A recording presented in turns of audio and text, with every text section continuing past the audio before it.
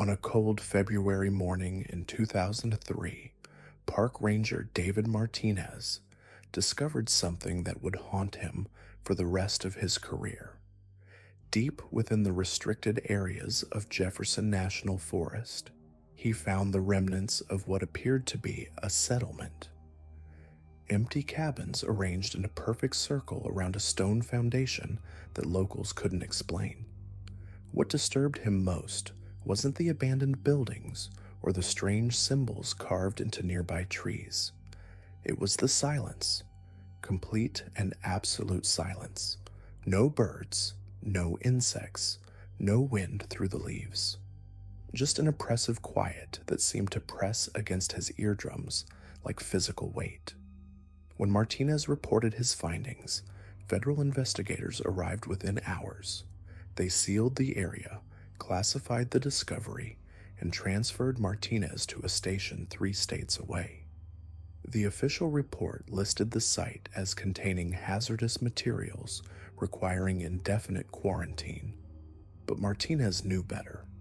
Before his transfer, he'd managed to photograph one crucial detail that investigators had missed. Carved into the stone foundation were 5 names: Shepherd, Blackwood, Morrison, Hayes, and Kellum. Names that belonged to families who had vanished from Appalachian communities across 3 decades. Families whose disappearances had been quietly covered up by authorities who understood that some secrets were too dangerous for public knowledge. Today, we're uncovering the truth behind one of America's most carefully hidden mysteries. The story of a religious community that existed in the shadows of Appalachian society for over 20 years. A community that practiced beliefs so extreme, so fundamentally at odds with human decency, that when they finally disappeared, entire government agencies coordinated to ensure their story would never be told. But the families they left behind deserve answers. The 274 people who vanished deserve to be remembered, and the warning signs they left behind deserve to be understood before history repeats itself. What I'm about to share with you has been pieced together from sealed court documents, classified federal reports, and testimonies from survivors who were sworn to secrecy for decades.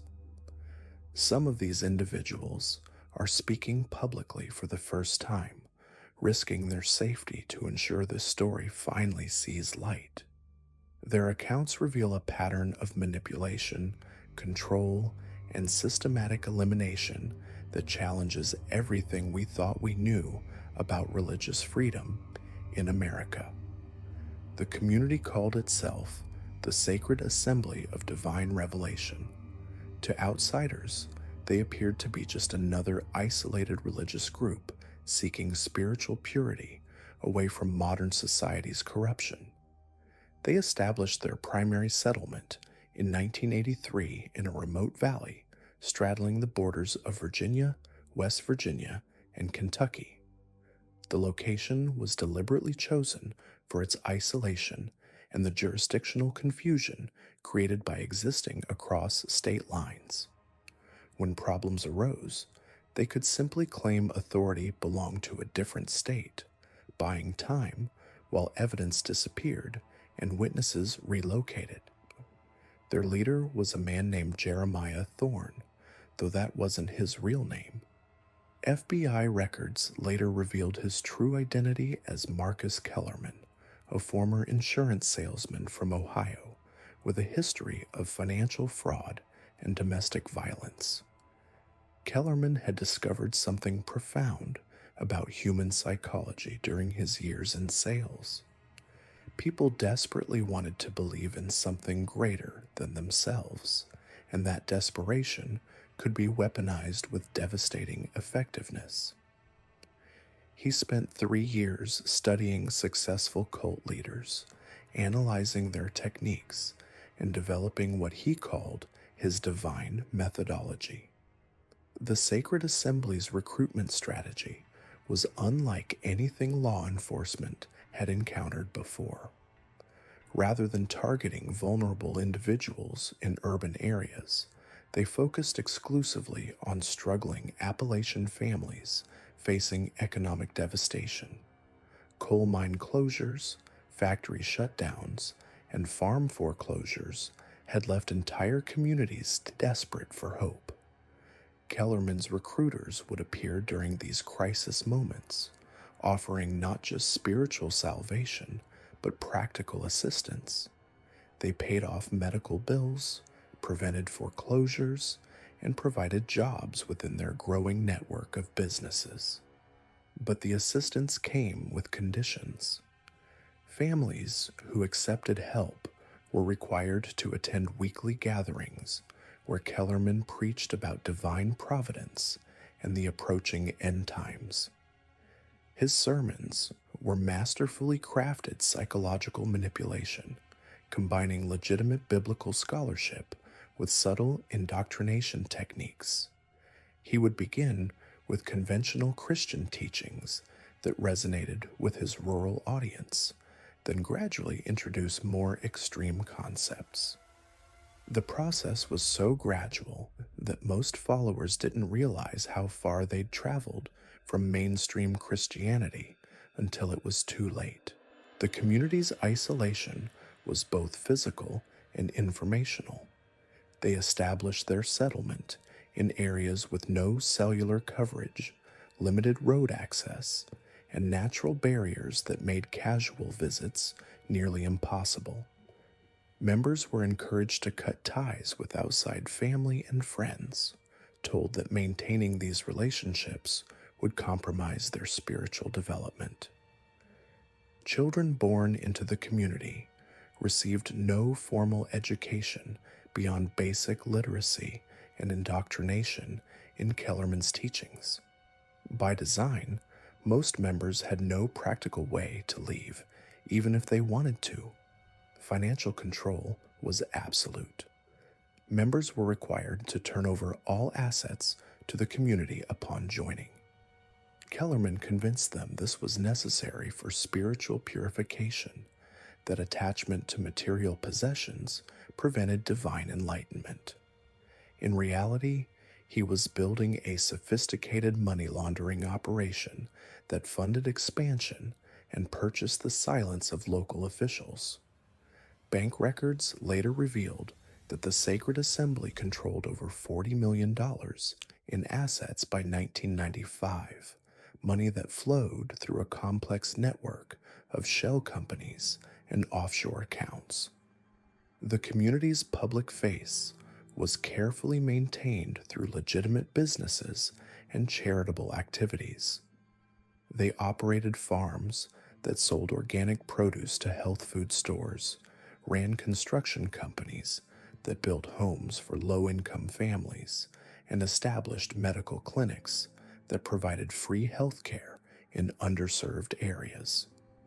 These operations generated positive media coverage and created relationships with local politicians and law enforcement. When occasional complaints arose about the community's practices, their reputation for good works, and their political connections ensured investigations went nowhere. But behind this facade, something far more sinister was developing. Former members who eventually escaped describe a rigid hierarchy where questioning Kellerman's authority was considered a sin punishable by public humiliation, physical labor, and social isolation. Punishment grew progressively more severe as the community became more isolated from outside oversight. Members were subjected to sleep deprivation, forced confessions, and psychological conditioning that broke down their sense of individual identity. The most disturbing aspects of the Sacred Assembly's practices involved children. Kellerman taught that children were born corrupted by original sin and required purification through increasingly extreme measures.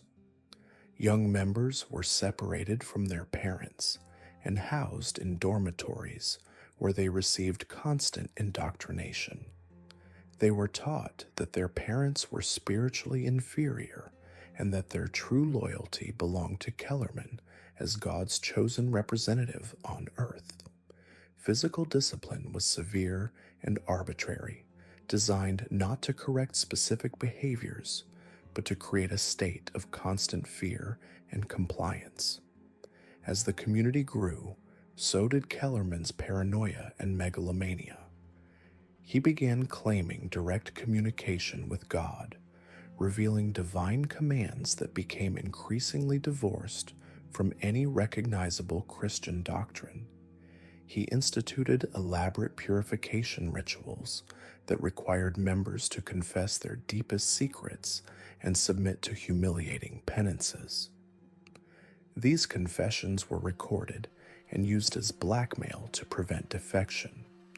Members learned that leaving the community would result in their most shameful secrets being revealed to former friends and family members. The isolation and control were so complete that most members genuinely believed the outside world had become more dangerous and corrupt during their time in the community.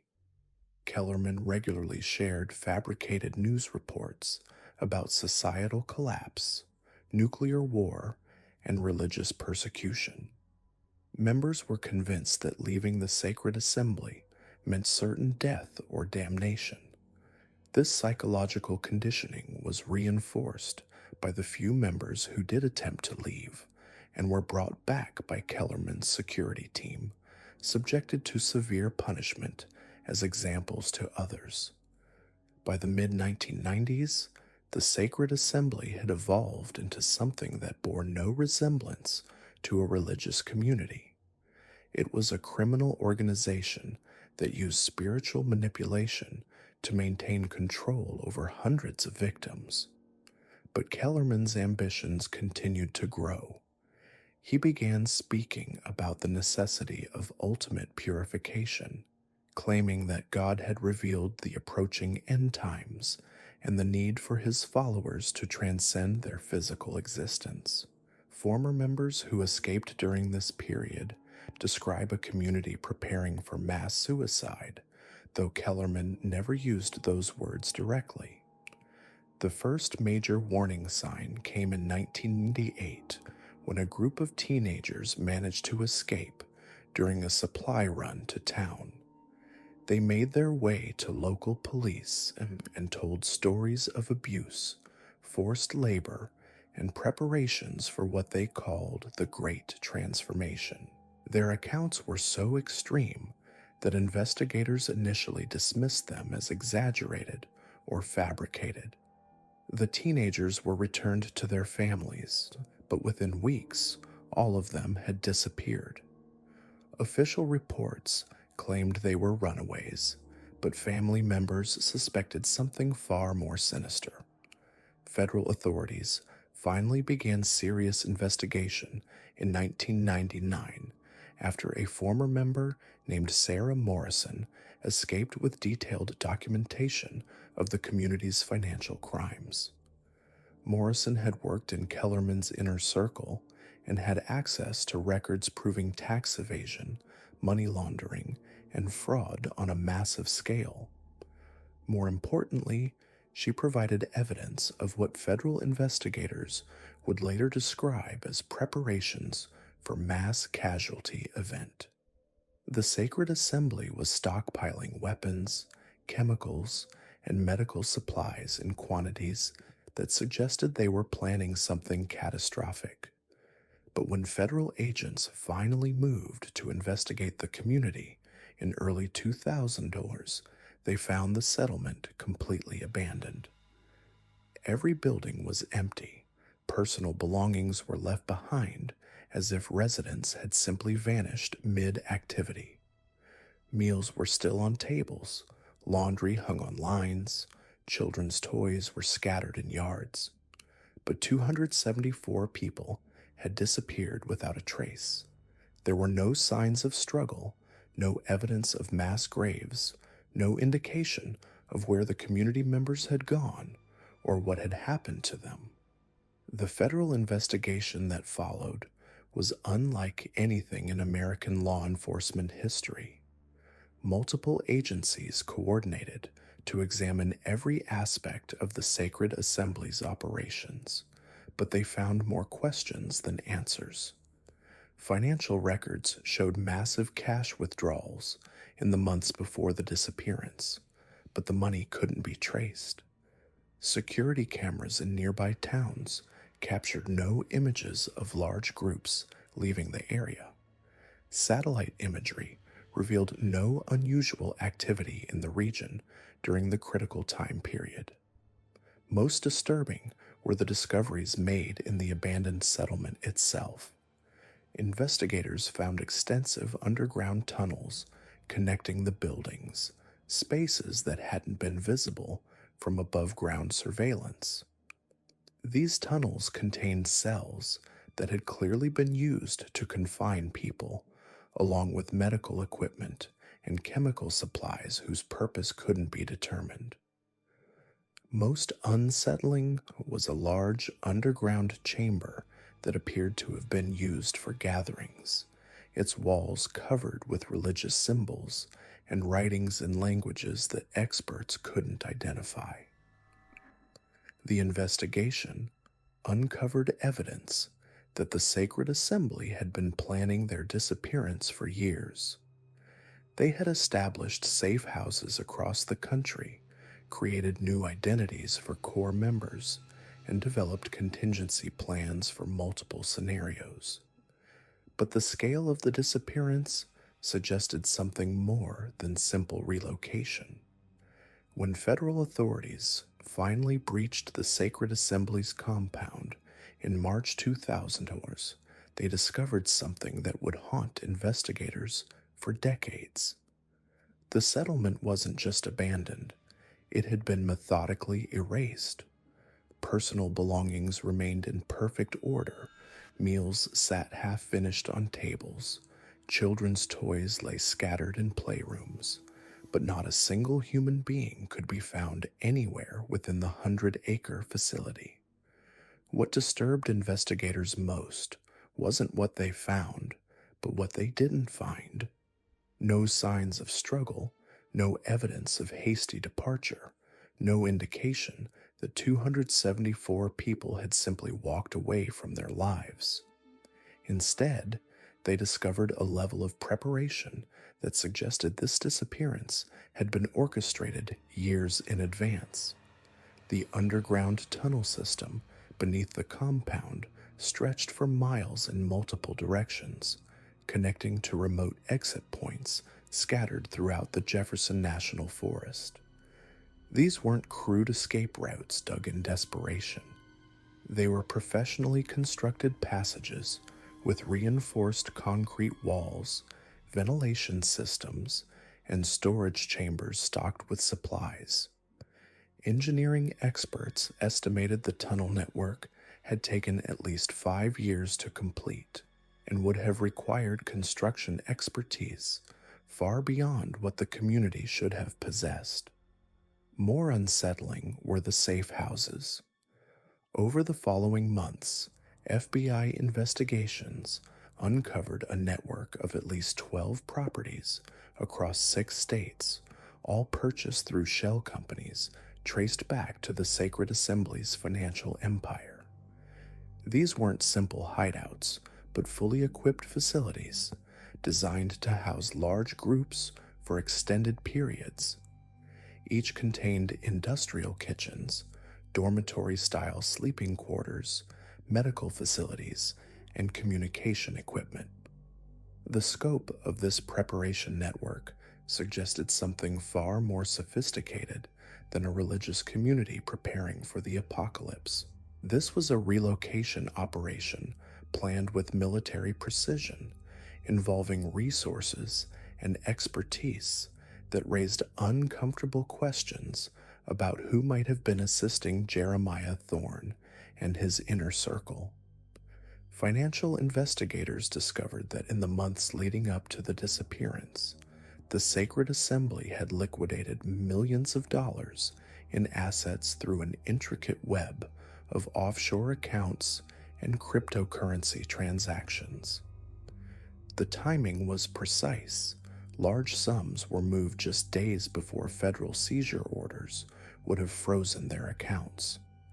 This level of coordination suggested insider knowledge of the impending investigation. The implications of these classifications would become terrifyingly clear as investigators dug deeper into the community's final months. The essential category included Thorne's inner circle, skilled tradespeople, medical personnel, and surprisingly, nearly all children under the age of 16. The useful category contained members with valuable skills but questionable loyalty. The expendable category listed elderly members, those with chronic health conditions, and individuals who had shown signs of dissent or attempted to leave the community. Cross-referencing these files with testimonies from former members who had escaped years earlier painted a horrifying picture. The sacred assembly hadn't simply disappeared. They had culled their population, taking only those deemed valuable for whatever came next. Sarah Mitchell, a former member who had fled in 1998 with her young daughter, provided crucial insight into the community's final transformation. These protocols involved intensive psychological evaluation sessions where members were questioned about their loyalty, their willingness to sacrifice for the community, and their commitment to following Thorne's guidance without question. Those who passed these evaluations were marked with small tattoos on their wrists, symbols that investigators later found matched markings discovered in several of the safe house locations. Mitchell's testimony revealed that families were being systematically separated during these final months. Children were moved to special dormitories for advanced spiritual training, while adults underwent increasingly extreme indoctrination sessions. Parents who protested were subjected to public humiliation rituals or disappeared entirely from the compound. The psychological manipulation reached new levels of sophistication during this period. Thorne had recruited several individuals with advanced degrees in psychology and behavioral science, ostensibly to help with community counseling services. In reality, these professionals were developing refined techniques for identifying potential defectors and breaking down individual resistance to group commands. Dr. Rebecca Hartman, a forensic psychologist who analyzed evidence from the compound, described finding detailed psychological profiles that read like military intelligence assessments. These files contained information about each member's fears, desires, family attachments, and psychological vulnerabilities. They included specific recommendations for manipulation techniques tailored to each individual's personality type. The children's dormitories revealed the most sophisticated indoctrination program investigators had ever encountered in a domestic cult setting. Educational materials were designed to completely reshape young minds, replacing family loyalty with absolute devotion to Thorne and the community. Children were taught that their biological parents were temporary guardians, but that Thorne was their eternal father. More disturbing were the training programs discovered in these facilities.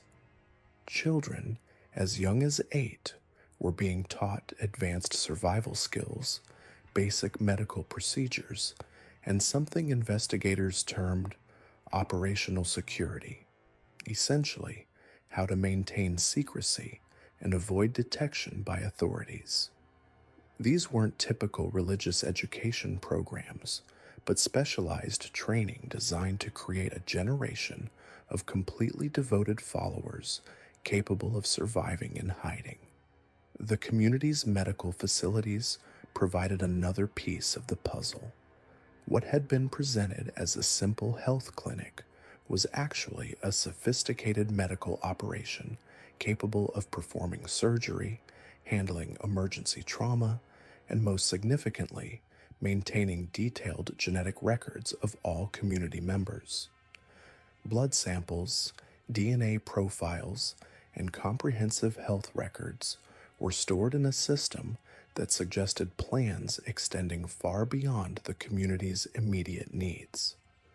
Dr. Marcus Webb, who had served as the community's primary physician before fleeing in early 2000, revealed that he had been pressured to perform procedures that had nothing to do with treating illness. These included surgical implantation of tracking devices in key community members, sterilization procedures performed without informed consent, and the collection of genetic material for purposes he was never fully explained. The community's breeding programs, initially disguised as arranged marriages for spiritual purposes, had evolved into something resembling a controlled genetic experiment. Children born in the community's final years were monitored from birth, with their development tracked according to criteria that seemed more scientific than spiritual. The financial investigation revealed another layer of the mystery. The Sacred Assembly's business empire had been quietly shifting from legitimate enterprises to operations that could function entirely outside traditional banking systems.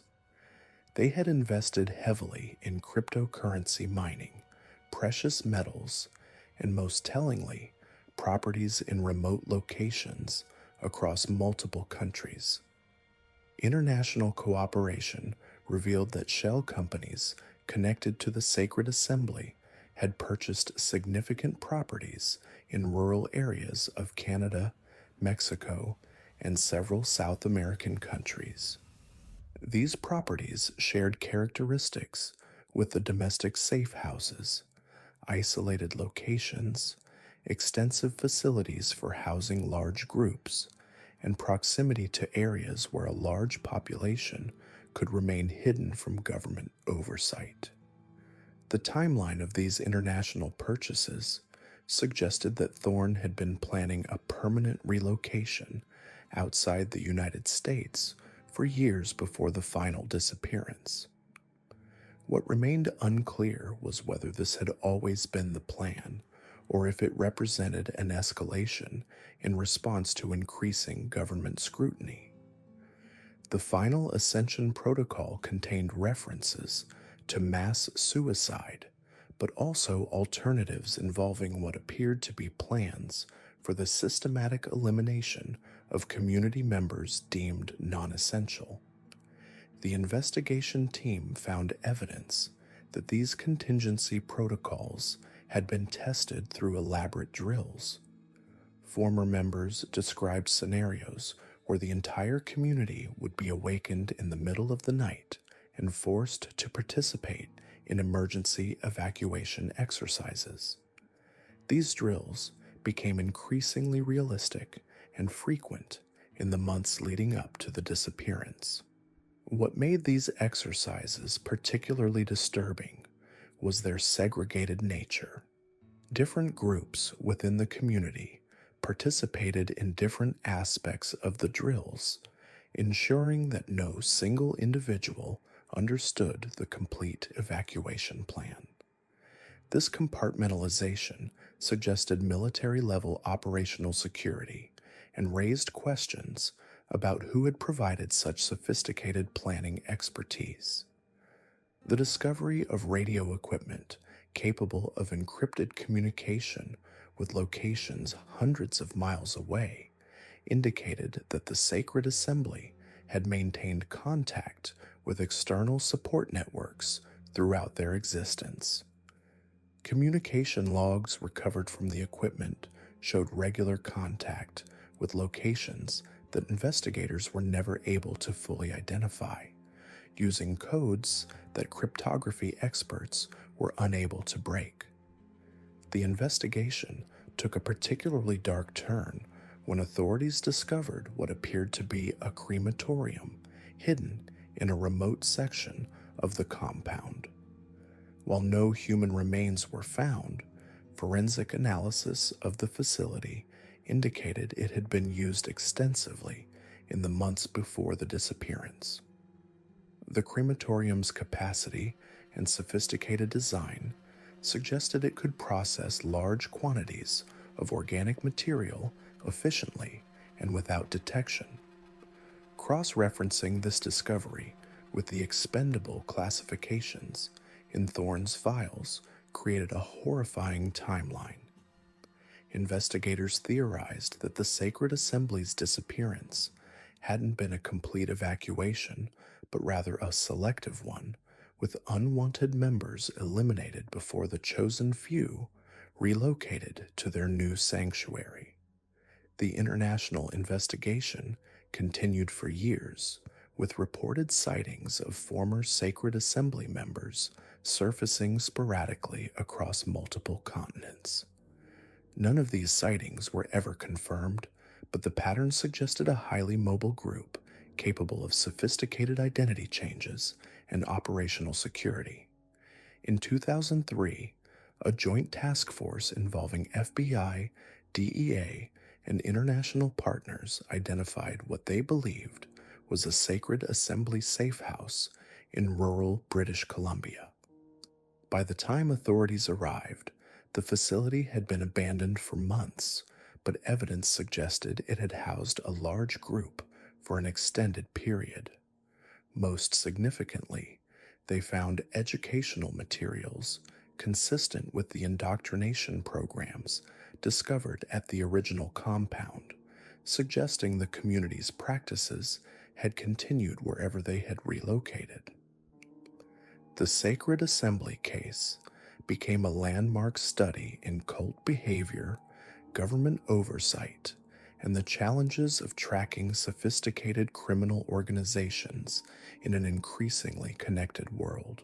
But for the families of the 274 missing individuals, it remained an open wound, a mystery that had consumed their loved ones and left them with nothing but questions, and the terrible knowledge that somewhere those they had lost might still be alive, trapped in a nightmare from which there was no escape. The investigation officially remains active, though resources dedicated to it have diminished over the years. Occasionally, new evidence surfaces: a financial transaction, a reported sighting, a piece of communication that suggests the Sacred Assembly or its remnants might still exist somewhere in the shadows of our interconnected world. The financial schemes alone should have triggered every federal alert system in existence. In 2003, when investigators finally gained access to the Sacred Assembly's encrypted servers, what they discovered defied belief. This wasn't just a religious community that had vanished. This was a criminal enterprise so sophisticated that it made organized crime families look like amateur operations. The cryptocurrency wallets contained over $47 million in Bitcoin transferred through a labyrinth of shell companies across 17 countries. But that was just the beginning. The Sacred Assembly had been systematically liquidating assets for 3 years before their disappearance, converting everything into untraceable digital currencies and precious metals. Property deeds, vehicle titles, equipment leases, all terminated with surgical precision. Even their medical and dental records had been purged from regional databases. But here's what kept federal investigators awake at night. The timing wasn't random. Every transaction, every liquidation, every encrypted communication followed a pattern that suggested they knew exactly when to execute their plan. Someone had been feeding them information about the investigation before it even officially began. The underground network beneath their settlement revealed the true scope of their preparations.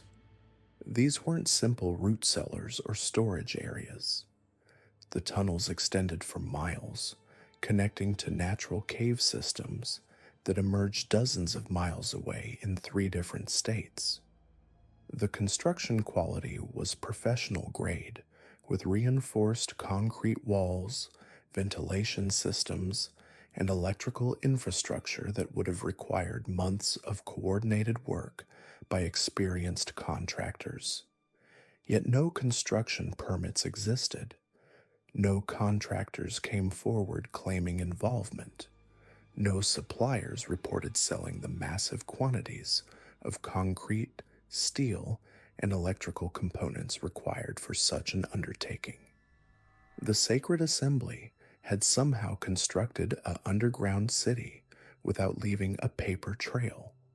The tunnel system contained staging areas stocked with supplies for extended habitation, preserved food with shelf lives extending decades, medical equipment including surgical instruments, communications gear, and weapons caches that violated multiple federal statutes.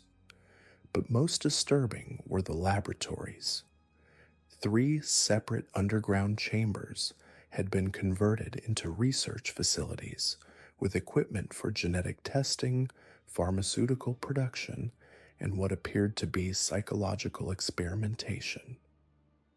Detailed records documented behavioral modification techniques tested on community members, including sensory deprivation, pharmaceutical manipulation, and systematic psychological conditioning designed to create absolute obedience to leadership.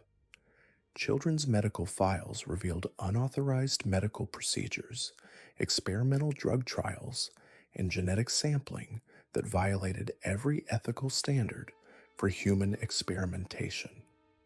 The sacred assembly had been treating their own members as test subjects for decades, refining techniques for population control that would make totalitarian regimes envious.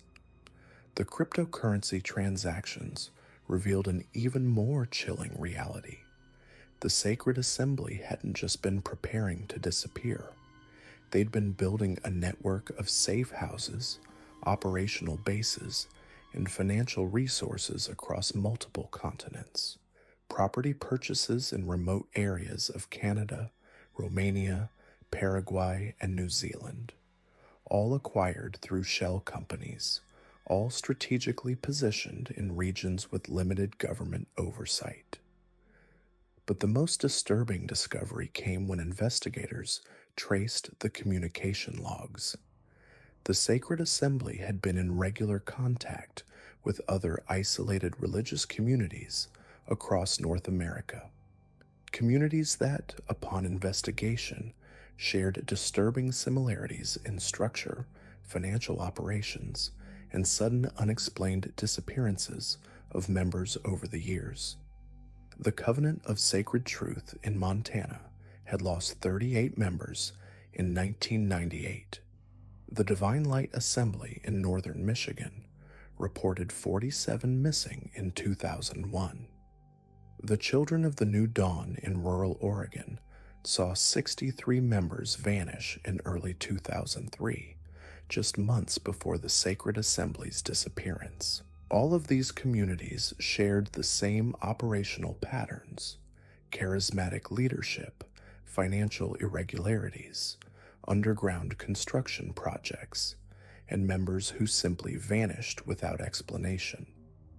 Federal investigators began to suspect they weren't dealing with isolated cult activities, but a coordinated network of criminal organizations operating under religious cover. The Sacred Assembly appeared to be a central hub in this network, with Jeremiah Thorne serving as a coordinator for operations spanning multiple states and countries. The encrypted communications revealed references to something called the convergence protocol. Messages spoke of preparation phases, asset positioning, and synchronized implementation across multiple sites. The language was deliberately vague, but the implication was clear. The Sacred Assembly's disappearance was part of a larger coordinated operation involving hundreds, possibly thousands of individuals across multiple communities. What made investigators' blood run cold was the timeline. The convergence protocol appeared to be ongoing. References in the communications suggested additional phases planned for future implementation. The Sacred Assembly's disappearance wasn't an ending, it was a beginning. The international financial transactions painted an even more disturbing picture. Funds from the Sacred Assembly had been flowing to accounts linked to human trafficking networks, weapons dealers, and organizations on federal watch lists for terrorist activities. The religious community facade had been covering operations that extended far beyond simple fraud or tax evasion. But perhaps most terrifying was what investigators discovered about the children. The Sacred Assembly had been systematically separating children from their biological parents through a complex system of adoptions, custody transfers, and legal manipulations. Many of the children who disappeared with the community weren't actually the biological offspring of the adults they were living with. Birth records revealed that dozens of children had been acquired through private adoption networks, often from vulnerable families facing financial hardship. The Sacred Assembly had been collecting children the way others collect assets, building a population of young people with no external family connections, no one who would report them missing if they vanished. The psychological profiles of these children, documented in the community's records, revealed systematic conditioning designed to create individuals with absolute loyalty to the organization and complete disconnection from mainstream society. These weren't just victims of a religious cult. They were products of a deliberate program to create a generation of individuals who could operate anywhere in the world without emotional ties to their country of origin. The medical experimentation records suggested even more sinister purposes. Genetic profiles had been compiled for every child, with particular attention to traits related to intelligence, physical capabilities, and psychological malleability. The Sacred Assembly appeared to have been engaged in a long-term breeding program designed to create individuals with specific characteristics. When investigators finally gained access to Jeremiah Thorne's personal files, they discovered his true identity and background. Marcus Kellerman had been involved in military psychological operations during the 1970s, with clearance levels that suggested involvement in classified programs related to population control and behavioral modification. His transformation into Jeremiah Thorne hadn't been a religious awakening. It had been a career transition. The Sacred Assembly had been Kellerman's private laboratory for testing techniques developed in military programs, refined for civilian application. The community members hadn't been followers seeking spiritual guidance. They'd been unwitting test subjects in experiments designed to perfect methods of population control and social manipulation. The financial network supporting these operations extended into legitimate businesses, government contracts, and educational institutions. The Sacred Assembly had tentacles reaching into every level of society, with collaborators who may never have understood the true nature of what they were supporting. Federal investigators realized they weren't just dealing with a missing persons case or even a complex fraud scheme. They were confronting a shadow organization that had been operating for decades, perfecting techniques for social control and human manipulation while building the infrastructure for operations that could potentially destabilize entire regions. The disappearance of the Sacred Assembly hadn't been an escape, it had been a deployment. 274 individuals, including 89 children who had been conditioned from birth for absolute obedience, had been scattered across the globe to destinations unknown, carrying with them decades of training in psychological manipulation, financial fraud, and social infiltration. The investigation officially remains open, but federal resources have been quietly redirected to monitoring financial networks and communication channels for signs of Sacred Assembly activity, because somewhere in the world, those 274 people are still out there, and everything they experienced in that Appalachian settlement was just preparation for whatever they're doing now. The mountains of eastern Tennessee remain eerily quiet where the Sacred Assembly once operated, but sometimes local residents report strange activities in the surrounding wilderness. Unusual lights in areas where the old tunnel systems emerged, the sound of machinery operating underground, and occasionally individuals who match descriptions of former community members watching from tree lines before disappearing when approached. The Sacred Assembly may have vanished from public record, but their legacy continues in ways that make federal investigators lose sleep. Because they didn't just disappear. The records I found buried in federal archives paint a picture that's somehow even more disturbing than the mass disappearance itself. You see, the Sacred Assembly didn't just vanish into thin air. They executed what investigators now believe was the most sophisticated population relocation operation in modern American history. And the evidence suggests they're still out there, still operating, still growing. Let me walk you through what really happened in those final months before the 2000 discovery. Because what federal agents thought was an abandoned settlement was actually something far more calculated. The assembly had been planning their exodus for over 5 years, and every single detail was orchestrated with military precision that would make Pentagon strategists envious. Internal documents recovered from encrypted hard drives reveal that Jeremiah Thorne had divided the community's 274 members into what he called harvest cells. Each cell contained specific skill sets needed for their ultimate objective. Group Alpha consisted of the financial specialists, the ones who had been quietly liquidating assets and moving money through offshore accounts since 1995. These weren't backwoods cultists fumbling with bank transfers. We're talking about former Wall Street analysts, displaced Soviet mathematicians, and at least 3 individuals with documented CIA financial training. Group Beta was even more chilling.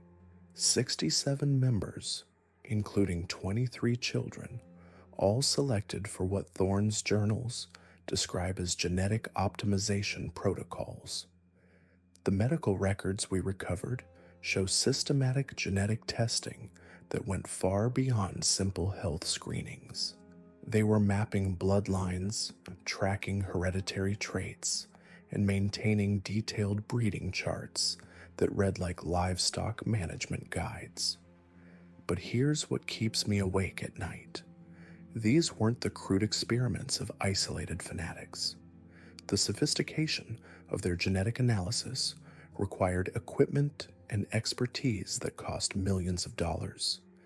The scariest part? Group Gamma.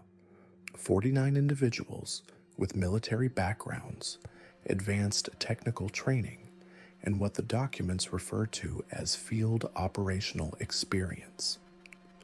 When investigators cross-referenced these names with federal databases, they found former Special Forces operators, discharged intelligence personnel, and at least 7 individuals with backgrounds in psychological warfare. These people didn't just disappear into hiding. They disappeared with skills that could destabilize entire regions. But the real breakthrough came when a retired NSA analyst contacted me after seeing news coverage of the investigation. She'd been tracking unusual communication patterns in the late 1990s, encrypted transmissions bouncing between servers in 17 different countries. The signature matched perfectly with equipment found in the assembly's underground facilities. They weren't just planning to relocate, they were coordinating with similar groups worldwide. The tunnel system beneath their compound wasn't built for hiding, it was built for manufacturing. When hazmat teams finally gained access to the deepest levels, they found production facilities that had been stripped clean but left behind trace evidence of chemical synthesis, pharmaceutical processing, and what appeared to be advanced biotechnology research. The scale was industrial, not experimental. Whatever they were producing down there, they were making it in massive quantities. Regional airports recorded dozens of private charter flights departing from small airfields within a 100-mile radius during the 3 months before the compound was discovered empty. Flight plans filed to Canada, Mexico, several South American countries, and curiously, multiple destinations in Eastern Europe and Southeast Asia. When authorities attempted to trace these flights, they hit bureaucratic walls that shouldn't exist for routine charter investigations. The money trail tells an even more disturbing story. Financial forensics experts spent 3 years tracking the assembly's assets through a web of shell companies, cryptocurrency exchanges, and international banking networks. The total liquidated value exceeded $400 million. But that wasn't the shocking part. The shocking part was the precision. Every transaction was timed to avoid detection, structured to stay below reporting thresholds, and routed through jurisdictions with banking secrecy laws that made investigation nearly impossible. More disturbing were the real estate acquisitions traced to assembly-linked entities. Properties purchased in remote locations across 4 continents between 1996 and 1999. Mountain compounds in Chile, isolated facilities in rural Kazakhstan, island properties in Indonesia, and extensive land holdings in northern Canada. Each property shared identical characteristics: geographic isolation, proximity to natural resources, and existing underground infrastructure or caves suitable for expansion. The psychological profiles compiled by FBI behavioral analysts paint Jeremiah Thorne not as a delusional cult leader, but as a calculating strategist with an agenda that extended far beyond religious manipulation. His background revealed connections to military contractors, relationships with individuals involved in classified government research, and documented meetings with representatives from foreign governments known for their interest in biological weapons development. But here's where the investigation takes its darkest turn. In 2003, 3 years after the compound was discovered empty, reports began surfacing of unusual activity in remote locations around the world. Locals in northern Chile reported seeing convoys of vehicles moving supplies to an abandoned mining facility. Russian authorities quietly investigated strange illness outbreaks near a former Soviet research station that had supposedly been decommissioned. Indonesian fishermen described lights and construction noise coming from an uninhabited island that official records showed as empty government land.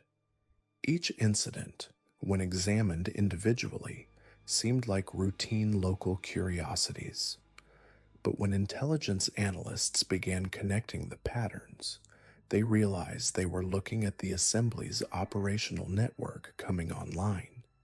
The genetic experiments hadn't stopped, they had gone global. The most chilling evidence came from intercepted communications in 2005. European intelligence services monitoring terrorist networks picked up encrypted transmissions discussing something called the final harvest. The language patterns, the cryptographic signatures, and the coordination methods matched exactly with assembly protocols. But the scale had expanded exponentially. Instead of 274 isolated individuals, they were now coordinating with thousands of participants across multiple continents. Medical anomalies started appearing in regions near suspected assembly locations. Unusual birth rates, genetic abnormalities that didn't match known hereditary patterns, and most disturbing, children born with cognitive abilities that defied normal development curves. When geneticists tried to study these cases, they found their research blocked by legal challenges from shell companies that traced back to the same financial networks the assembly had used. The underground construction projects detected by seismic monitoring stations tell another part of the story. Between 2001 and 2010, geological surveys identified massive excavation projects in remote locations that didn't correspond to any known mining, construction, or infrastructure development. The scale and sophistication suggested advanced tunnel systems being built simultaneously across multiple continents. When satellite imagery analysis tried to investigate these sites, they found sophisticated camouflage and counter-surveillance measures that indicated military-grade operational security. International law enforcement agencies began sharing intelligence about the assembly in 2007, but what they discovered was more frightening than a simple cult relocation. They were looking at a distributed network with cells operating independently but coordinating toward a unified objective. The assembly hadn't just survived their exodus from Appalachia, they had evolved into something that transcended traditional cult structure and approached the operational sophistication of a state intelligence service. The recruitment patterns identified by counterterrorism analysts showed the assembly targeting specific demographics with surgical precision. Displaced populations from conflict zones, individuals with rare technical skills facing economic hardship, and most disturbingly, children from broken family systems who could be integrated into their genetic optimization programs without attracting attention from missing persons investigations. But the assembly's ultimate objective remained unclear until a breakthrough in 2012. A former member who had managed to escape during the initial relocation contacted federal authorities through an intermediary. Her testimony revealed that Thorne's vision extended far beyond creating an isolated religious community. He believed humanity was approaching what he called a genetic bottleneck, and the assembly's mission was to preserve and enhance human genetic material through controlled breeding programs and advanced biotechnology. The final harvest wasn't a mass suicide or religious ascension. It was a planned genetic reset of human civilization. The assembly believed they could create a superior human subspecies through their experimental programs, and their global network was designed to survive what they predicted would be the collapse of existing government and social structures. They weren't preparing to hide from the world, they were preparing to inherit it. Current intelligence suggests the Assembly's network has continued expanding throughout the 2010s and into the present decade. Unusual population movements in remote regions, sophisticated infrastructure projects with unclear funding sources, and coordinated research into advanced genetics and biotechnology all point to an organization that has grown far beyond its Appalachian origins. The most recent developments are perhaps the most alarming. In 2019, CDC epidemiologists began tracking unusual disease patterns that didn't match known pathogen behavior. The affected populations were geographically dispersed but shared curious demographic characteristics that aligned with assembly recruitment profiles. When researchers tried to investigate the genetic markers associated with these outbreaks, they found their access to biological samples blocked by the same legal networks that had protected assembly interests for decades. Satellite intelligence from 2020 and 2021 identified construction projects in remote locations that match the Assembly's underground facility signatures. The scale suggests they're no longer building hiding places. They're building production centers, research facilities, and what intelligence analysts describe as population management infrastructure on a scale that could support tens of thousands of individuals. The assembly that disappeared from Appalachian mountains in 2000 wasn't defeated by federal investigation. They were simply completing the first phase of an operation that spans decades and continents. The 274 people who vanished weren't victims of a cult tragedy. They were the founding population of what may be humanity's most sophisticated attempt at directed evolution.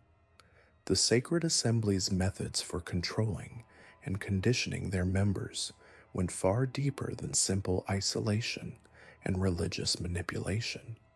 What federal investigators discovered in their sealed files painted a picture of systematic human experimentation that would make the most hardened agents question everything they thought they knew about the limits of human psychology and biology. The community's children weren't just raised in isolation. They were subjects in what Jeremiah Thorne called the Genesis Protocol, a comprehensive program designed to create what he termed enhanced humans. Former members who escaped before the mass disappearance described children as young as 3 being subjected to rigorous testing that seemed to blur the line between education and experimentation. Dr. Sarah Chen, a child psychologist who reviewed leaked documents from the investigation, noted disturbing patterns in the community's child-rearing practices. Children were separated from their biological parents at age 5 and placed in what the assembly called advancement houses. These weren't dormitories, but carefully controlled environments where every aspect of a child's development was monitored and manipulated. The children underwent daily sessions in underground chambers equipped with sophisticated monitoring equipment that recorded brain activity, stress responses, and physical reactions to various stimuli. What made these sessions particularly unsettling was their apparent focus on breaking down individual identity and rebuilding it according to assembly specifications. Former member Rebecca Martinez, who escaped with her daughter in 1998, described the psychological conditioning in chilling detail. Children were exposed to repeated scenarios designed to test their loyalty to the assembly above all other bonds, including family connections. Those who showed the strongest aptitude for what Thorne called spiritual advancement were selected for additional programs that involved prolonged isolation, sensory deprivation, and exposure to substances that appeared to alter their cognitive abilities. The assembly's medical facilities contained equipment that shouldn't have existed in a remote religious community. Investigators found evidence of advanced neurological monitoring systems, genetic sequencing equipment, and laboratories capable of synthesizing complex pharmaceutical compounds. More disturbing were the detailed records kept on every community member, documenting their psychological profiles, genetic markers, and responses to various experimental treatments. What emerged from these records was evidence of a systematic effort to identify and enhance specific human traits. The assembly wasn't just trying to create obedient followers. They were attempting to develop humans with enhanced cognitive abilities, improved physical resilience, and what their documents referred to as expanded consciousness.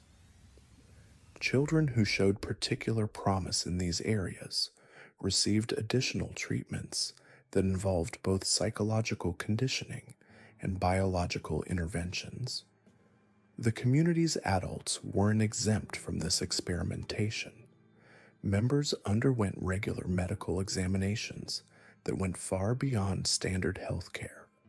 Blood samples, tissue biopsies, and neurological scans were routine, with results fed into a comprehensive database that tracked changes in members over time. Those who questioned these procedures were told they were necessary for maintaining the spiritual purity of the community.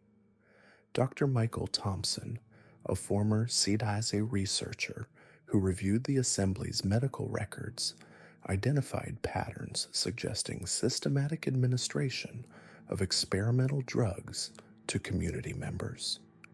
These substances appeared designed to enhance suggestibility, reduce resistance to authority, and in some cases, improve cognitive function. The long-term effects of these treatments were carefully documented, with members serving as unwitting test subjects in what amounted to illegal human experimentation. The Assembly's interest in genetics extended beyond simple documentation. Evidence suggests they were actively attempting to influence reproduction within the community to enhance desirable traits in future generations. Marriages were arranged based on genetic compatibility rather than personal choice, with couples required to undergo extensive genetic screening before being permitted to reproduce. Children born from these arranged unions received enhanced monitoring from birth, with their development tracked through detailed assessments that measured everything from cognitive ability to physical resilience. Those who showed exceptional promise were placed in accelerated development programs that pushed the boundaries of what developing minds and bodies could endure. The community's educational system bore no resemblance to conventional schooling. Children learned advanced mathematics, multiple languages, and complex scientific concepts at accelerated rates through methods that combined traditional instruction with technological enhancement. Brain stimulation devices, pharmaceutical cognitive enhancers, and psychological conditioning techniques were all employed to maximize learning capacity. But the most disturbing aspect of the Assembly's educational program was its focus on what they called reality adaptation. Children were systematically taught to question conventional understanding of physics, biology, and human limitations. They were exposed to ideas about human potential that suggested normal human capabilities were artificially constrained by societal conditioning. These teachings weren't presented as theoretical concepts, but as practical realities that the children were expected to demonstrate.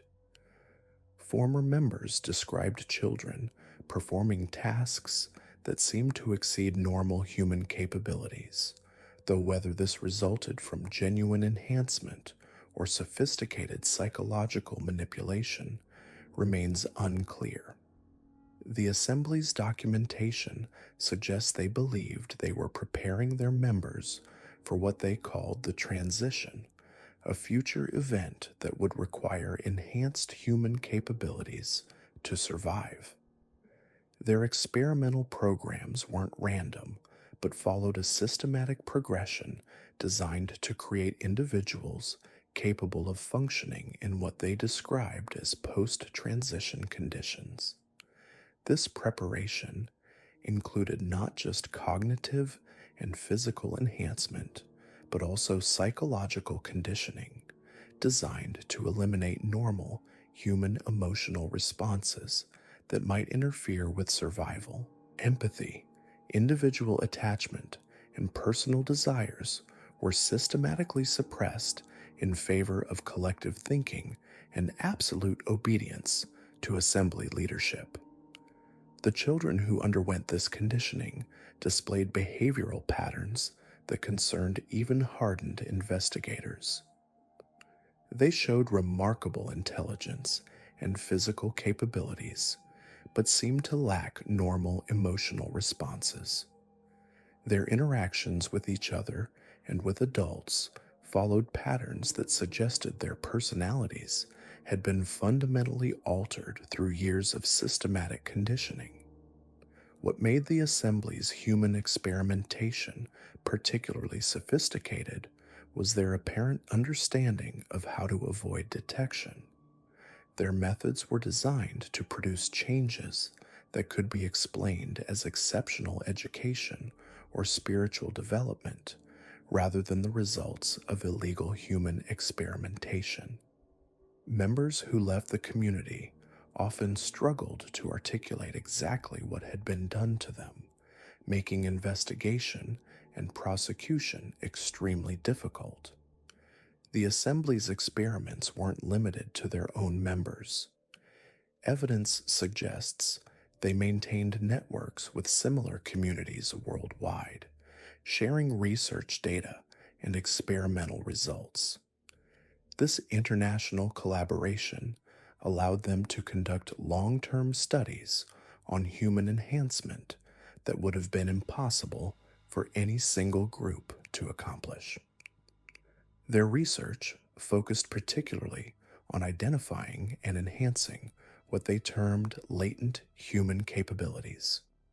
They believed that normal human consciousness operated at a fraction of its potential capacity, and that proper conditioning could unlock abilities that most people never develop.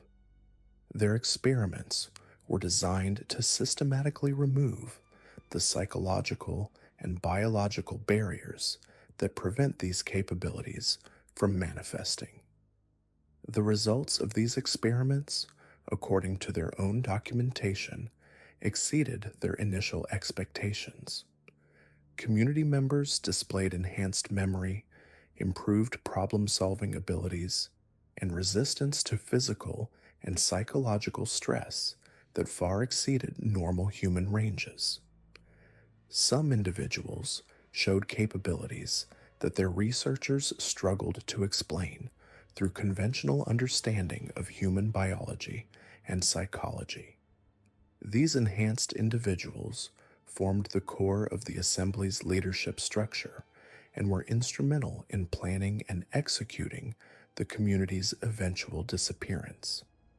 Their enhanced capabilities allowed them to coordinate complex operations, anticipate potential obstacles, and adapt to changing circumstances in ways that would have been impossible for unenhanced individuals. The implications of the assembly's human experimentation extend far beyond their own community. If their research was successful, they possessed a knowledge about human enhancement that could fundamentally alter our understanding of human potential. The fact that this knowledge disappeared with them raises disturbing questions about what they might be capable of accomplishing with decades of additional research and development. The enhanced individuals created through the Assembly's programs represent a potential threat that investigators are only beginning to understand. These aren't simply indoctrinated followers, but systematically modified humans whose capabilities and motivations may be fundamentally different from normal human beings. Their ability to blend into conventional society while pursuing goals that may be incompatible with human welfare makes them particularly dangerous. The Assembly's human experimentation program reveals the true scope of their ambitions and capabilities. They weren't just trying to create a successful religious community, but were systematically working to develop a new form of human being designed to survive and thrive in conditions that would challenge or destroy normal humans. The files Marcus Kellerman thought were destroyed in the 2000 raid are surfacing. In 2019, a construction crew renovating an abandoned bank in Lexington, Kentucky discovered a safety deposit box registered under the name David Thorne, containing 847 pages of detailed documentation about the Sacred Assembly's post-disappearance operations. What they found proves that the final harvest wasn't just a plan, it was already underway. The documents reveal a network of sleeper cells operating across 17 countries. Former assembly members had been methodically establishing legitimate businesses, research facilities, and educational institutions while maintaining their core mission of human enhancement. But more disturbing than their global reach was the sophistication of their long-term strategy. They weren't hiding from authorities, they were infiltrating them. Dr. Sarah Martinez, the FBI behavioral analyst who's been tracking the assembly since 2001, describes these documents as a roadmap to shadow governance. The Sacred Assembly didn't disappear to escape justice, they vanished to evolve into something far more dangerous. Their underground laboratories were just the beginning. By 2000, they had already placed operatives in pharmaceutical companies, genetic research institutes, and government health agencies across multiple continents. The Lexington files detail something called Operation Generational Seeding. Unlike their crude, early experiments on unwilling subjects, the Assembly had developed methods to introduce genetic modifications through seemingly legitimate medical treatments. Fertility clinics in 12 major cities were unknowingly using assembly-modified genetic material. Prenatal vitamins distributed through specific healthcare networks contained compounds designed to alter fetal development in subtle but measurable ways. Most chilling is the patient tracking system. The Assembly maintained detailed records on over 12,000 children born between 2001 and 2015 who had been exposed to their genetic modifications without their parents' knowledge. These children, now teenagers and young adults, display enhanced cognitive abilities, improved physical coordination, and unusual resistance to certain diseases. They represent the first generation of assembly-engineered humans living completely integrated into normal society. The financial networks supporting these operations dwarfs anything investigators previously suspected. Shell companies established before the 2000 disappearance had grown into multi-billion-dollar enterprises. Assembly members hadn't just survived their exodus from Appalachia, they had thrived. Their legitimate businesses generated enough revenue to fund research projects that rival government black budgets. Technology companies in Silicon Valley, biotech firms in Switzerland, agricultural research facilities in Argentina, all connected through a web of shared ownership and coordinated research goals. The assembly had learned from their isolation in the mountains. Instead of building one compound that could be raided, they created a distributed network nearly impossible to dismantle. The Lexington documents reference something called the convergence event, scheduled for 2027. While specific details remain encrypted, the available information suggests this represents the culmination of nearly 3 decades of preparation. The assembly believes they will have perfected their human enhancement protocols and accumulated sufficient resources to implement their vision on a global scale. Intelligence agencies across multiple countries are now working to decode the remaining encrypted sections of these documents. What they've learned so far indicates the Assembly's current capabilities exceed their most pessimistic projections. Advanced genetic engineering, sophisticated psychological conditioning, and resources that would make Fortune 500 companies envious. But perhaps most disturbing is evidence that the Assembly never stopped recruiting. The documents detail a careful selection process targeting individuals with specific genetic markers, particular skill sets, and psychological profiles indicating susceptibility to their ideology.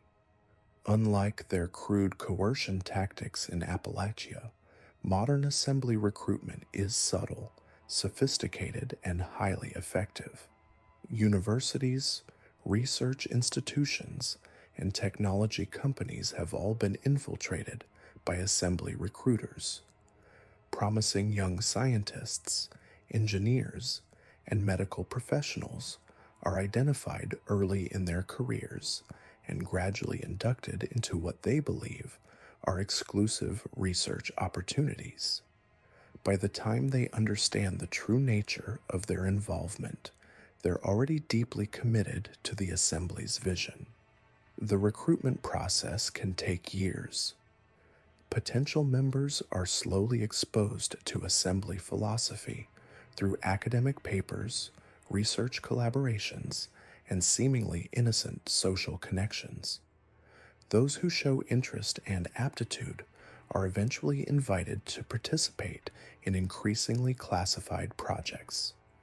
The genius of this approach is that new members genuinely believe they're contributing to legitimate scientific advancement. Dr. Jennifer Walsh, a former Assembly recruit who escaped the organization in 2018, describes a gradual realization that her genetic research was being used for purposes far beyond what she had been told. What started as work on treating rare diseases evolved into projects focused on human enhancement and population control. By the time she understood the full scope of the Assembly's goals, she had already contributed to developments that terrify her to this day.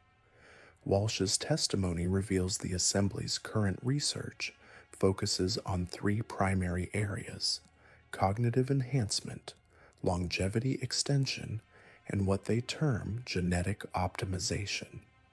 Their goal is to create a superior human subspecies capable of surviving what they believe will be an inevitable collapse of current civilization. The convergence event represents their plan to emerge as the dominant force in a post-collapse world. The cognitive enhancement research has produced compounds that can increase IQ by 20 to 30 points while improving memory retention and processing speed. Unlike their crude, early experiments, these enhancements appear to be permanent and carry minimal side effects. Assembly members who have undergone these treatments display intellectual capabilities that border on superhuman. Longevity research has yielded even more dramatic results. Assembly documents reference test subjects who have maintained the physical characteristics of 30-year-olds despite being chronologically over 60. Cellular regeneration protocols developed in their distributed laboratories appear to have solved fundamental aspects of human aging. Senior assembly members from the original Appalachian community may still be alive and actively directing operations despite being over 100 years old. The genetic optimization program represents the most ambitious aspect of their research. Rather than simply enhancing existing human capabilities, the assembly is working to eliminate what they consider genetic weaknesses. Susceptibility to disease, physical limitations, and what they term emotional instability are all targets for modification. Their ultimate goal is to create humans who are not just superior, but fundamentally different from the current species. Evidence suggests the assembly has already begun limited implementation of their enhancement protocols. High-ranking members of their organization display capabilities that seem to defy normal human limitations. Surveillance footage from recent law enforcement encounters shows assembly operatives demonstrating reflexes, strength, and coordination that exceed Olympic-level athletes. More troubling are reports of assembly members displaying apparent psychic abilities. Multiple witnesses describe individuals who seem to anticipate events before they occurred, communicate without speaking, and influence others through methods that can't be explained by conventional psychology. While these claims sound like science fiction, they come from credible sources, including law enforcement officers and intelligence operatives. The Assembly's current structure reflects lessons learned from their Appalachian experience. Instead of a single charismatic leader, they operate through a council of enhanced individuals who coordinate activities across their global network. Marcus Kellerman may have been captured or killed during the 2000 raid, but his vision has evolved beyond dependence on any single personality. This distributed leadership model makes the Assembly incredibly resilient. Law enforcement agencies have successfully disrupted individual cells and operations, but the organization as a whole continues to grow and adapt. Each disruption provides valuable intelligence about law enforcement capabilities and tactics, allowing the Assembly to improve their security measures. The technological sophistication of current Assembly operations reflects decades of careful development. Their communication networks use quantum encryption methods that government agencies struggle to decode. Their facilities employ security systems that rival military installations. Their research equipment, in some cases, exceeds what's available to legitimate institutions. Most concerning is evidence that the Assembly has developed methods to influence electronic systems and communications networks. Several investigations have been compromised by mysterious equipment failures, data corruption, and communication breakdowns that seem to occur at strategically convenient moments for Assembly operations. The Assembly's influence extends into areas most people would never suspect. Educational curricula, medical protocols, agricultural practices, and even entertainment media show subtle signs of assembly influence. Their approach to social engineering operates on timescales measured in decades, making their influence nearly invisible to those who aren't specifically looking for it. Children who attended certain schools, patients who received treatment at specific medical facilities, and consumers who used particular products may have been exposed to assembly influence without ever realizing it. The organization's patience and long-term thinking make them uniquely dangerous because their effects accumulate gradually over years or even generations. The convergence event scheduled for 2027 appears to represent a transition from covert influence to overt control. While specific details remain classified, intelligence analysts believe the assembly plans to reveal themselves and their capabilities to the world. After nearly 3 decades of preparation, they may finally feel ready to implement their vision of human evolution on a global scale. Current estimates suggest the assembly controls resources worth hundreds of billions of dollars, maintains research facilities on every continent, and has placed operatives in positions of influence throughout government, industry, and academia. Their enhanced human capabilities, advanced technology, and vast resources make them perhaps the most sophisticated threat civilization has ever faced. The investigation continues, but time may be running out. If the assembly succeeds in implementing their convergence event, the world may wake up to discover that human evolution has already moved beyond their control. The Sacred Assembly's true legacy wasn't just the 274 people who vanished in 2000. That was merely their graduation ceremony, their final exam before ascending to something far more dangerous. What we uncovered next changed everything we thought we knew about their ultimate purpose and the scope of their infiltration into modern society. Remember how we mentioned their global network of safe houses and research facilities? Well, those weren't just hideouts. They were staging areas for the most ambitious social engineering experiment in human history. The assembly didn't just want to create genetically enhanced humans. They wanted to replace the existing power structure entirely, one institution at a time, one bloodline at a time. The evidence came from an unlikely source. In 2019, a data breach at a pharmaceutical company in Switzerland exposed encrypted files containing what appeared to be genealogical research. But this wasn't ordinary ancestry tracking.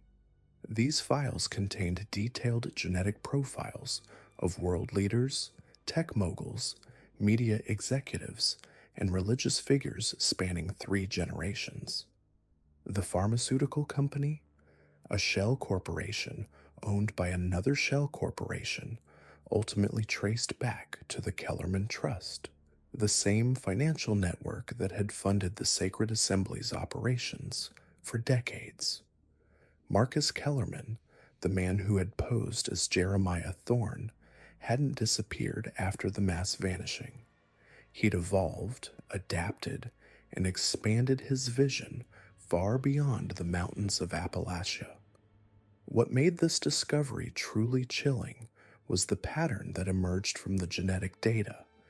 The assembly hadn't just been experimenting on their own members. They'd been tracking and studying the bloodlines of influential families for generations, looking for specific genetic markers that indicated susceptibility to their conditioning techniques.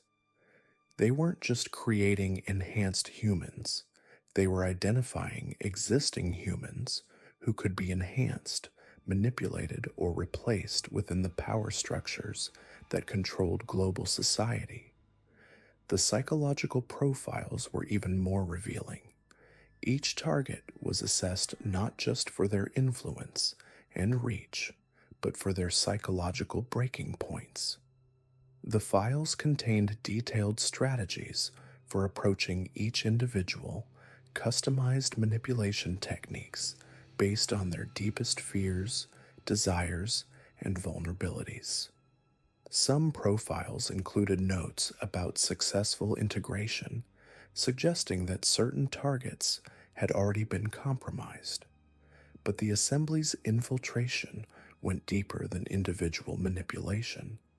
They'd been systematically placing their enhanced members in strategic positions throughout society. The children who'd been born in their underground facilities and subjected to decades of conditioning, they hadn't vanished with the rest in $2,000. They'd been deployed into the world with carefully constructed identities, educational backgrounds, and career trajectories designed to place them in positions of influence.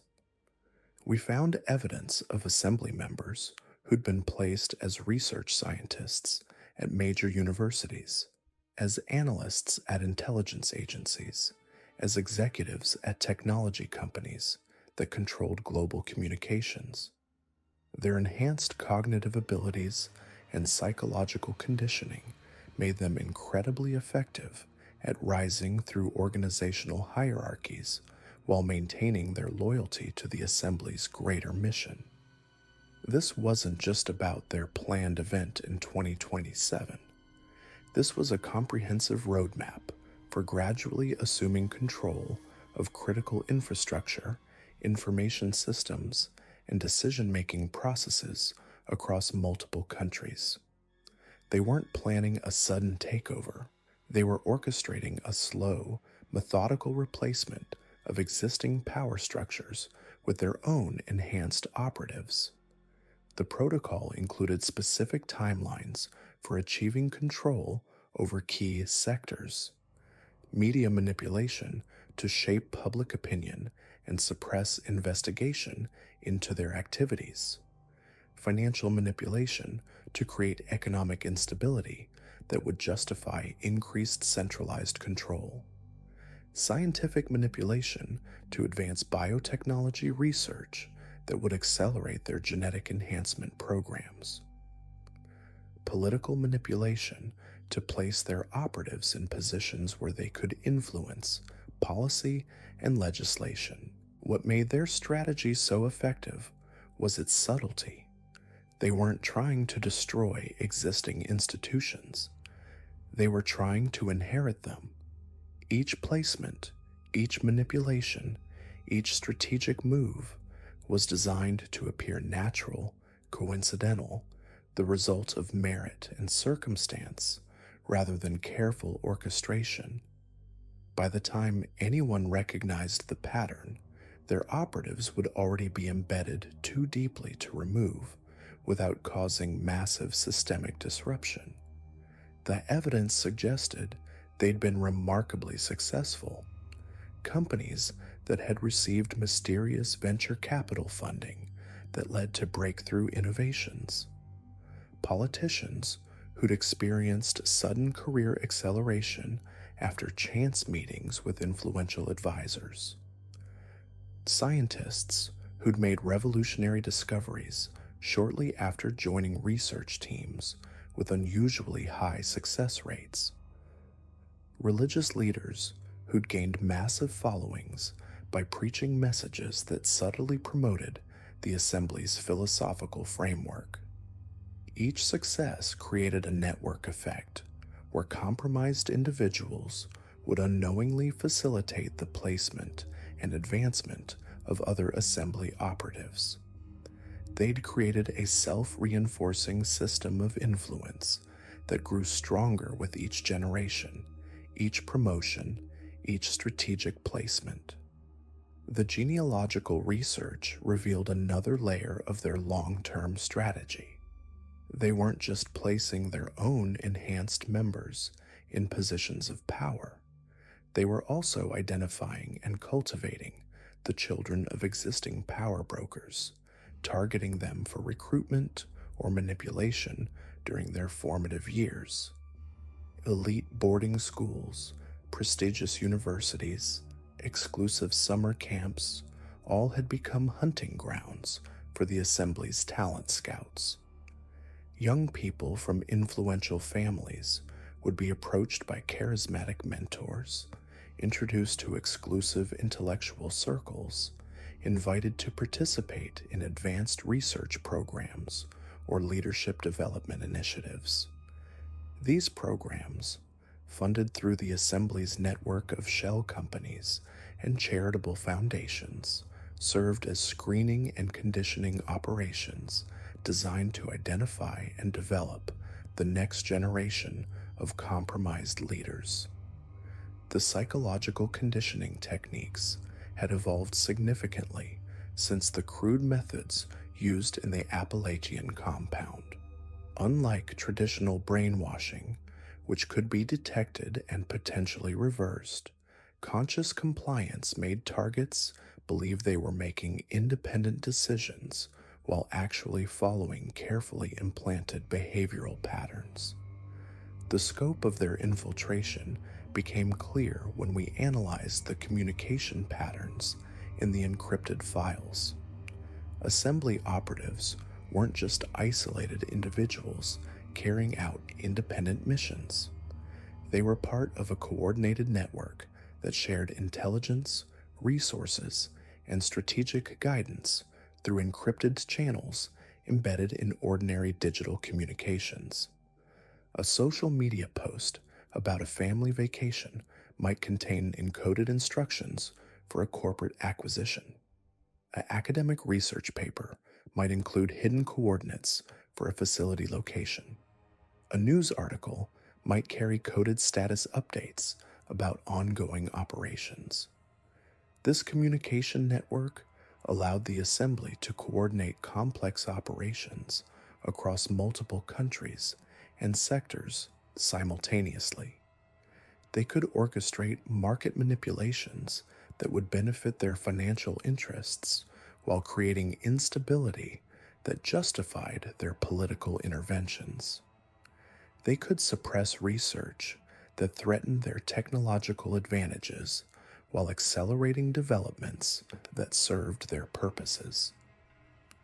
They could shape public discourse to make their eventual revelation seem not just acceptable, but inevitable and necessary. The most chilling aspect of their strategy was its self-correcting nature. When obstacles arose, when investigations got too close, when individual operatives were compromised, the network would adapt and evolve. Failed operations would be analyzed and improved. Compromised individuals would be either extracted or eliminated. New approaches would be developed and tested. The Assembly had created a learning organism that grew stronger from every setback, more sophisticated with every challenge. Their ultimate goal wasn't just the convergence event planned for 2027. That was merely the culmination of a process that had been underway for decades. By 2027, they expected to have achieved sufficient infiltration and influence that their open assumption of control would be met not with resistance, but with relief. A world facing engineered crises would welcome their enhanced leadership, their superior technology, their promise of stability and progress under their guidance. The sacred assembly of divine revelation had evolved far beyond a religious cult conducting illegal experiments in Appalachian caves. They had become something unprecedented in human history, a shadow civilization that existed parallel to and increasingly within our own, preparing to inherit the world not through conquest, but through patient, methodical replacement of everything we thought we could trust. And the most terrifying part? The threads that weave through our story don't end with the vanishing of 274 souls in the year 2000. That mass disappearance was never an ending. It was a beginning. a carefully orchestrated transition from one phase of operation to another, from underground preparation to surface infiltration, from hidden community to global network. The sacred assembly of divine revelation didn't disappear into the mist of Appalachian folklore. They dispersed into the bloodstream of modern civilization, carrying with them decades of genetic modification, psychological conditioning, and technological advancement that makes their current capabilities almost incomprehensible to those still thinking in terms of traditional cult behavior. Since 2000, the evidence suggests they've been executing the most sophisticated long-term infiltration strategy ever documented. They're enhanced individuals, those products of generations of selective breeding and genetic manipulation, have been systematically placed in positions of influence across every major sector of society: corporate boardrooms, government agencies, research institutions, media organizations, educational systems. Each placement carefully calculated, each individual carrying genetic modifications that grant them advantages over their unenhanced competitors. The technological infrastructure they've developed operates on multiple levels simultaneously. Their quantum communication networks allow instantaneous coordination between cells worldwide, completely bypassing traditional surveillance systems. Their biotechnology division has advanced far beyond anything in the public domain, developing enhancement procedures that blur the line between human and something else entirely.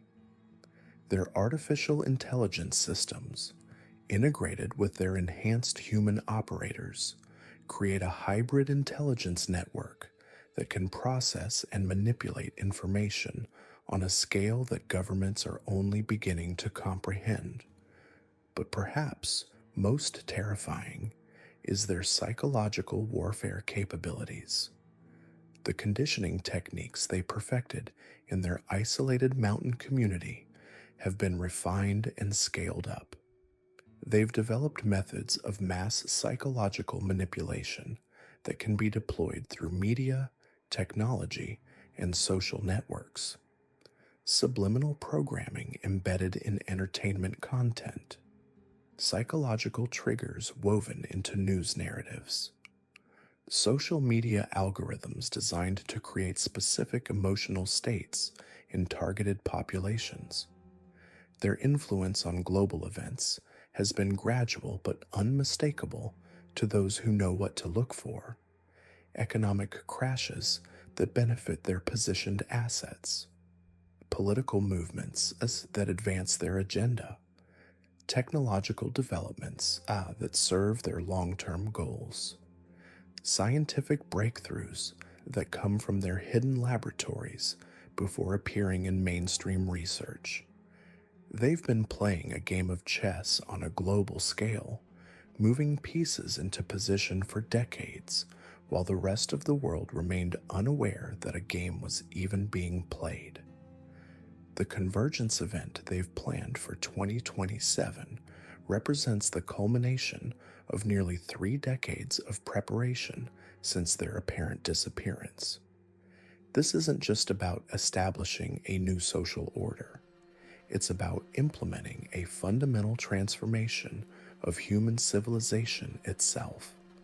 Their goal is nothing less than the controlled evolution of the human species, with themselves as the architects and administrators of humanity's next phase of development.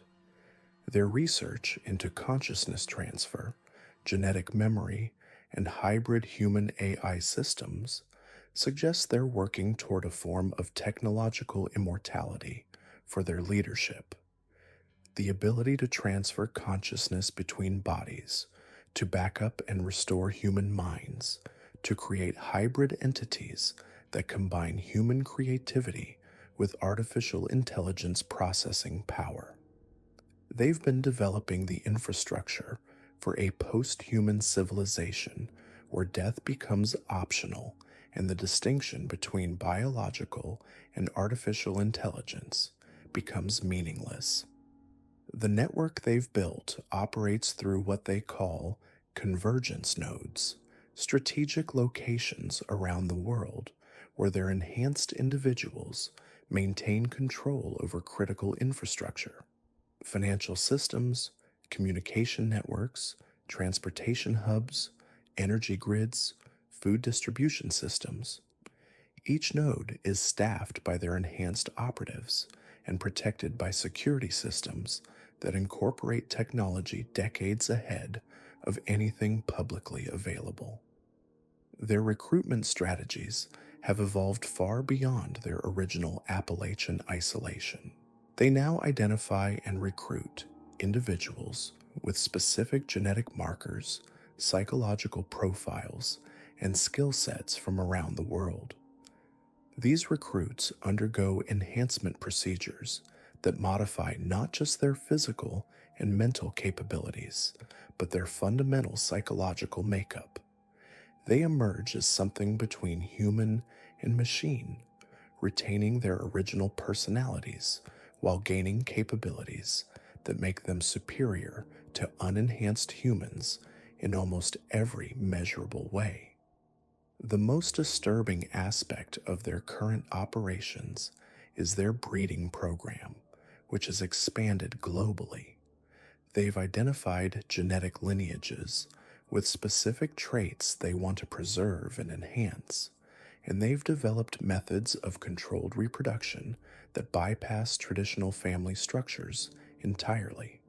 Artificial wombs, genetic editing, selective embryo modification. They're literally creating a new subspecies of humanity, one designed to serve their vision of the future. Their infiltration of educational systems has allowed them to identify and recruit promising individuals from childhood. Gifted programs, advanced research institutions, technology companies. They scout for individuals with the intellectual capacity and psychological flexibility to undergo their enhancement procedures. Many of these recruits don't even realize they're being recruited until the process is already complete. The financial systems they control now represent a significant portion of global wealth. Cryptocurrency networks they developed and control.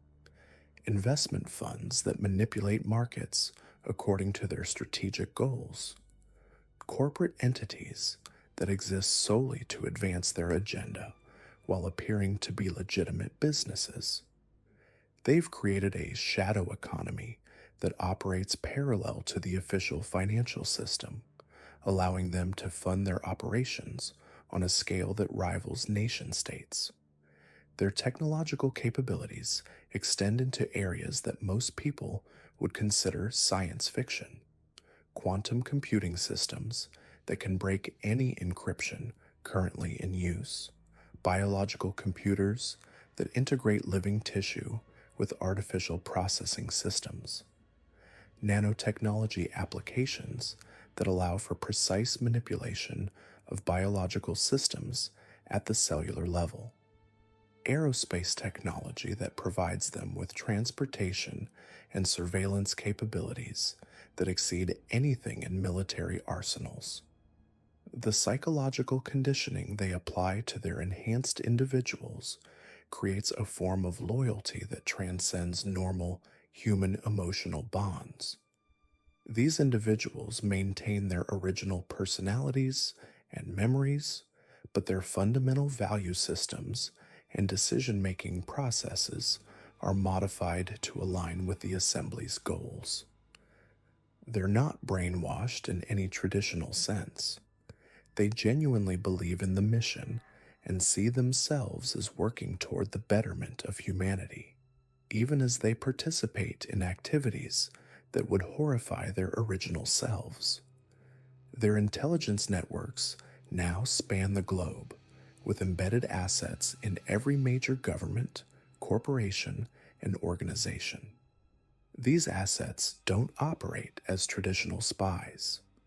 They're enhanced humans who have been placed in positions where they can influence decisions and policies over decades.